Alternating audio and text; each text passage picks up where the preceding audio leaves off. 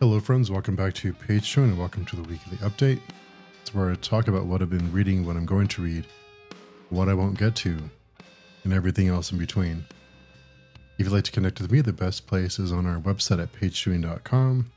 We also have lots of blog posts, reviews, really great written reviews. They're not written by me, but other reviews that are posted there. We have a great little team of reviewers.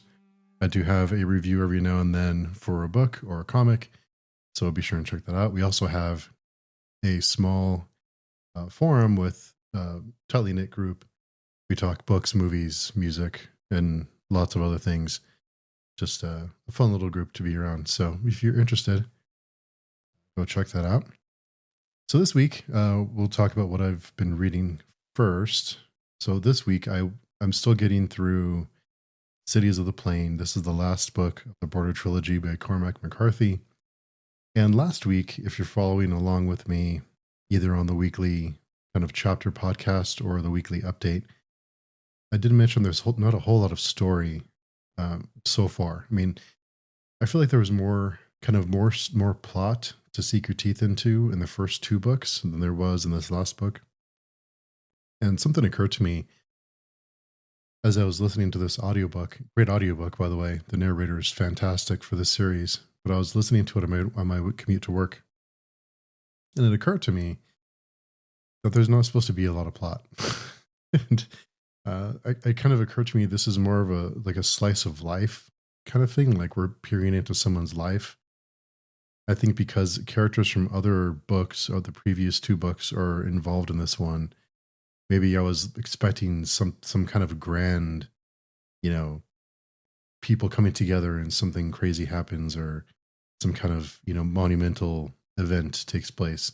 Kind of like, like in the MCU and the Marvel movies where they have all the independent characters and then they bring them all together and there's this big grand, crisis or whatever. I'm not a fan of Marvel movies, but you know what I mean. So it kind of occurred to me like there's not supposed to be plot. We're peering into someone's life. We're watching this unfold. And I don't know, it gave me a different perspective on it. But so far, it's a good book. I really like the back and forth. McCarthy's prose, he has a way of describing things to make you feel like you're in the scene with them. And he has a certain kind of rhythm, I like to call it. I'm not sure what the actual term is, but he has a way of writing that has a different kind of rhythm to it. It took me a while to get used to it. It took me a few books to really kind of get in the groove with his writing. And I feel like I'm finally getting it. And not that I'm not getting the stories or that I wasn't getting the stories. It was just a challenge to read because of his cadence. Like the way that he would write it just had a different kind of cadence when you read it. So it was different. I think audiobooks really helped me kind of get the hang of his rhythm. So if that makes any sense. But so if you are someone who has tried McCarthy in the past and you struggled like I did, the audiobooks really help a lot. So immersive reading, I believe they call it, where you listen to the audiobook and you read the book at the same time. That really helped me. So just some tips there. I think we have 2 more weeks of that before we finish up. And after that, I'll be posting, I am preparing a blog post and a podcast episode breaking down each chapter of the first Crossed series. It's a comic book by Avatar Press written by Garth Ennis, also known for The Boys, Preacher.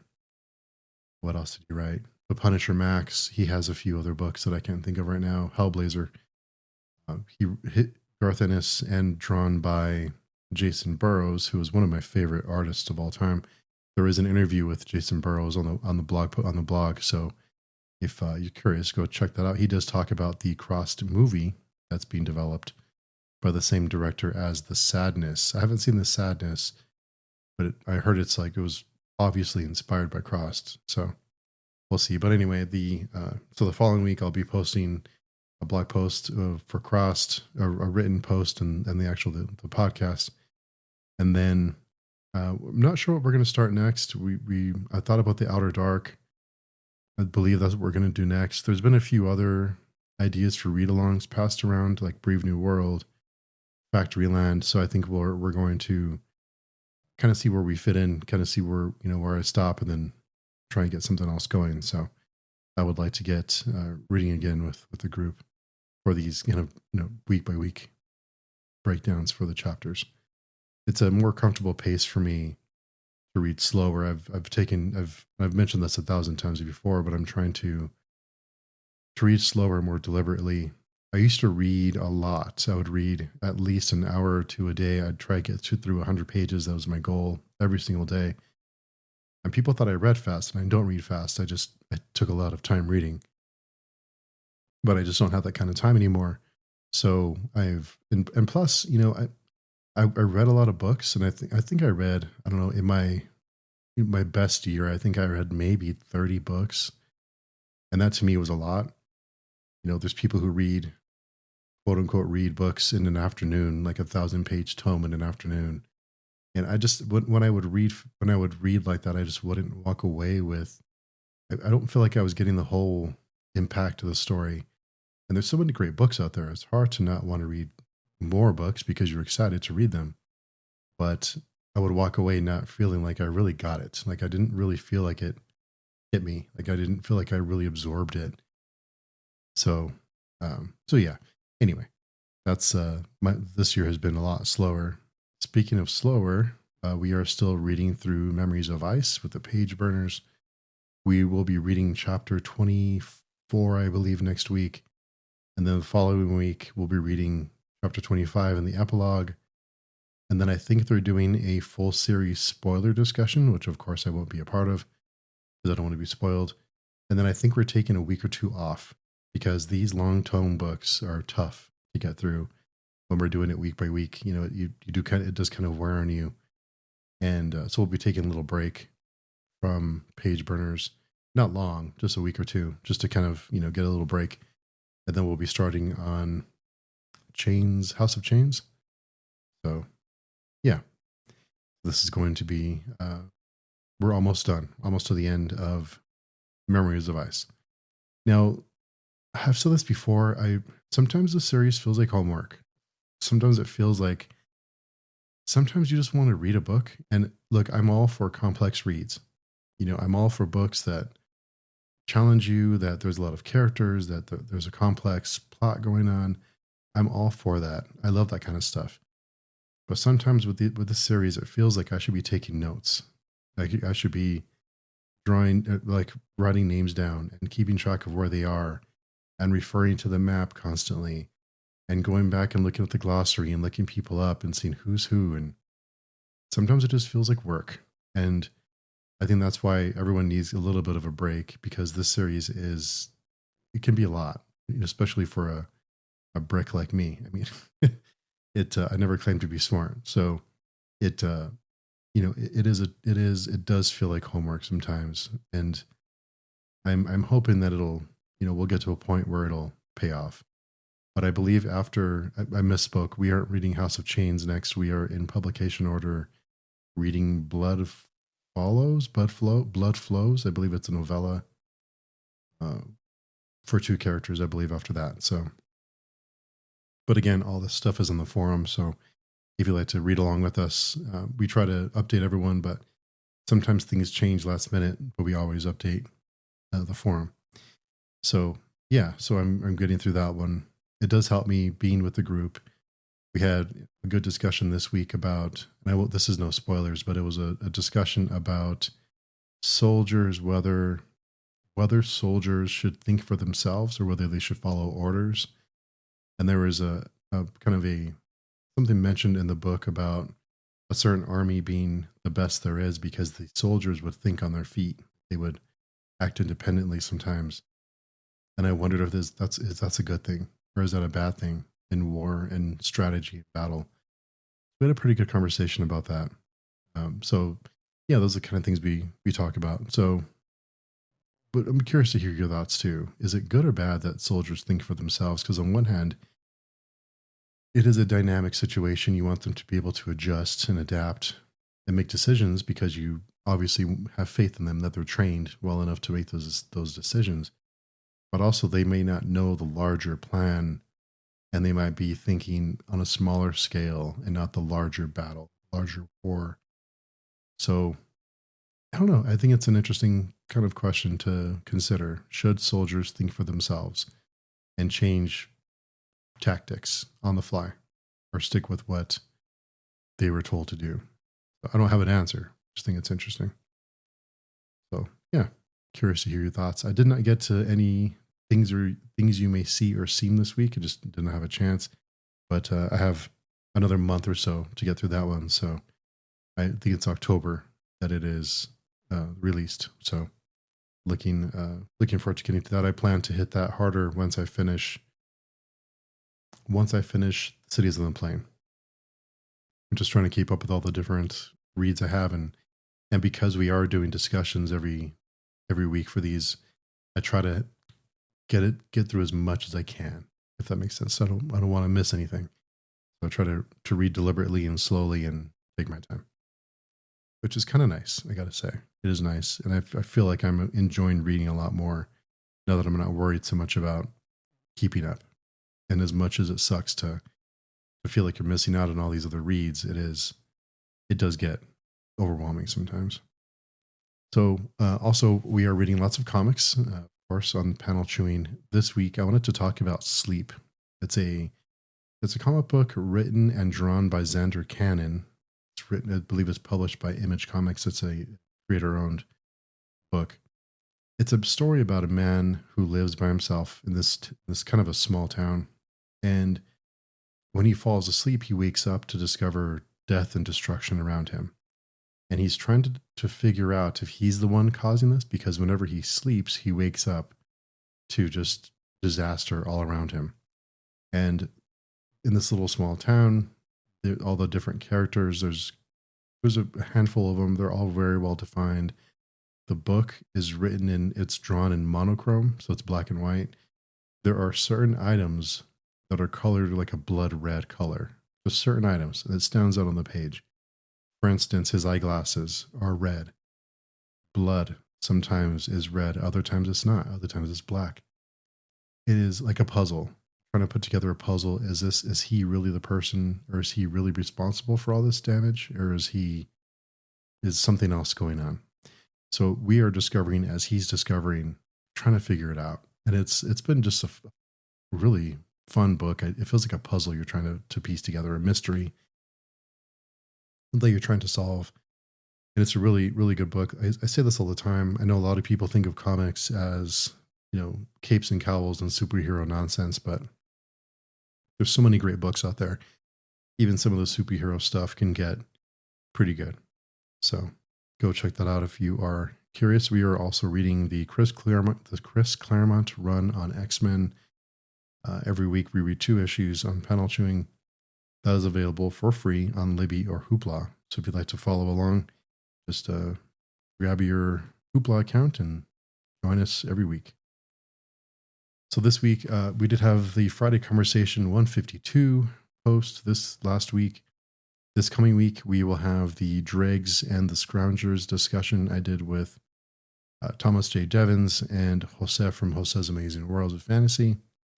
So check that out on Friday if you'd like to learn more about this Empire of the Old Vermin, I believe. That'll post on Friday. We do have non-spoiler discussion up until the hour mark, and then we get into some spoilers. So that will be posting on Friday, that conversation. Also, I keep forgetting to mention, we are doing the Oscars project over on Film Chewing. We've been watching the Best Picture winner every year from 1960. We are coming into current day, and the last one we recorded was One Flew Over the Cuckoo's Nest, I believe the 1975 Best Picture winner. So we are going through week by week, or every other week, and discussing the Best Picture every year. And that's been a lot of fun. So if you're curious in hearing us talk about, not all the movies were good. There's some stinkers in there, let me tell you. There's some bad movies that were won Best Picture. I'm not sure what's going on with that. But anyway, go check that out if you're curious about Film Chewing. It's only 2 episodes per month usually. We are seeing if we can get a group watch together for Dark, but we haven't figured that quite all out yet. So on a personal front, I decide. I don't know why. That. So just a quick aside, I've been seeing a lot of people make videos about YouTube, videos on YouTube saying, well, TikTok and YouTube have ruined hobbies, and it's ruined reading, it's ruined painting, it's ruined this, and it's ruining that. No, it's not. You don't have to watch that stuff. It's not ruining anything. You're letting it ruin it for yourself. Nobody's ruining anything for you. Stop absorbing that kind of content. Stop watching stuff that just just doesn't make you feel good. Just stay away from it. You are your algorithm. So curate it to what you want to see. Anyway, for some reason, I started getting recommendations because I bought some dumbbells a while back, trying to kind of lift weights more than I was. For those of you who know me, I'm big into cycling. This summer has been absolutely brutal with the weather, with the temperature. And I don't know how I did it last year, but I was out doing hours and hours in 100-degree heat. Like it was no big thing. This year, I just feel like I'm going to melt. I just haven't had the desire to be in the heat. So instead of doing the cycling in the hot weather, I've been trying to lift weights. So I was looking up, exercises you can do on your own. You don't have to go to the gym, that kind of thing. I started getting recommended these kettlebell videos, and I found some, 20-minute exercise videos you could do like with kettlebells. And I thought, well, I'll go get a kettlebell. So I went and got one. And good thing I went to the physical store and didn't order on Amazon. I was going to order on Amazon, and I called this local sports store, and they were so nice when they talked on the phone. And I spent a few bucks more because they were so nice. So I went to the local store because they were really nice to me when I called. Anyway, I went to the store, bought a kettlebell. Good thing I checked because I was planning on a 50-pound kettlebell, and that would have not have been good.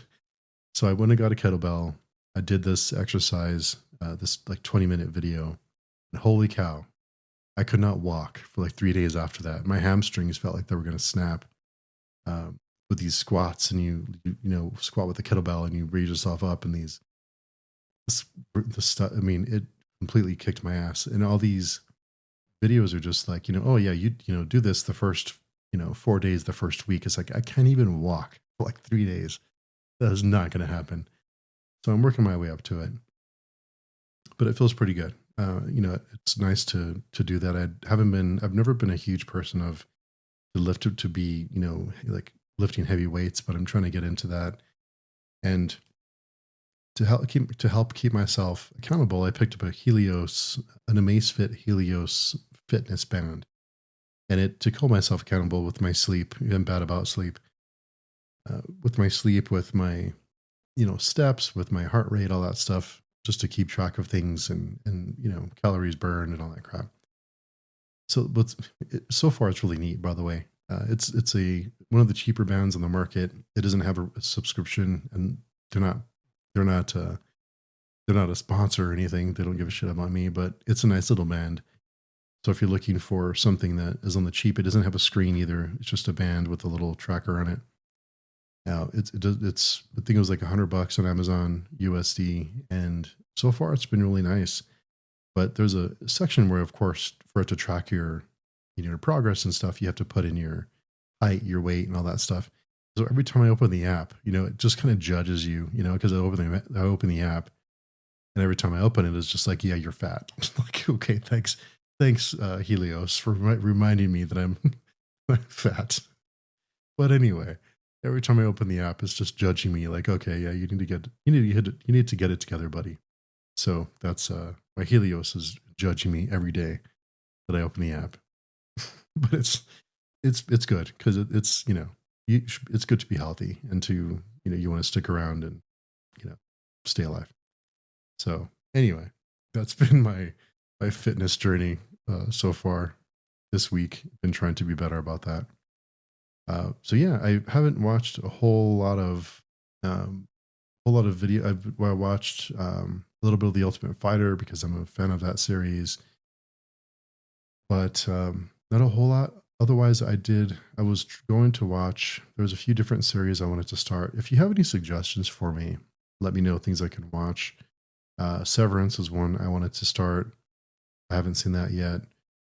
There's a few others, but if you have suggestions for things that I should be watching, I'm all ears. Would love to hear it. So yeah, I think that's about it for me this week. What are you reading? What are you up to? What are you watching? What are you listening to? We'll love to hear from you. Are you are you one of the people who wears a fitness band? And does your fitness band judge you the way that it judges, the way that mine judges me? Thanks everyone for listening. Hope everyone's doing well. And until next time, let me forget to start the music. There we go. Until next time. Oh, by the way, I wanted to thank Michael R. Fletcher. He is he created this music and he gave me permission to use it on the podcast. So thank you, Fletcher, for allowing me to use your music on the intro and outro of the podcast. Until next time, enjoy what you're reading, and we will talk to everyone very soon.